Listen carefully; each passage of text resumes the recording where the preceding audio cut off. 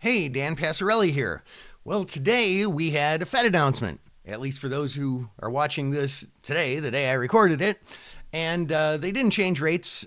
The Fed is talking afterwards, and that's really the important part of the announcement, what the Fed has to say about going forward. But let's talk about covered calls for a minute and how they relate to Fed announcements.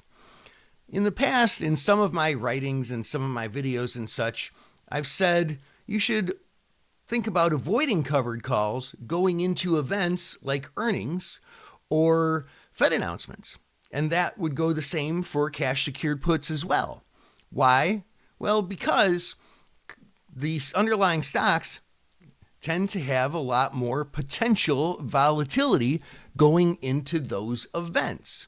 Even if it's an event like today where the market widely expected the Fed not to do anything, if Fed speakers start talking afterwards and say something that could change what the market is thinking right now about the future, well, that could lead to the market going up or down a lot, right?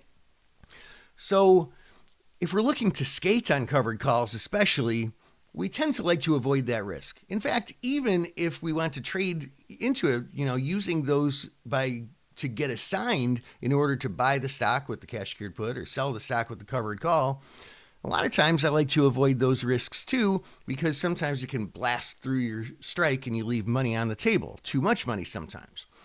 But can there ever be times when it makes sense to trade covered calls or cash secured puts going into a volatility event such as earnings or a Fed announcement? Well, that answer is yes.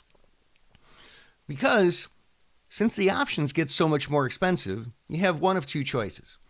You can sell the regular strike price that you would typically sell and get a much bigger premium, or you can sell a further out of the money strike and get the same amount of premium that you would get for a closer out of the money strike.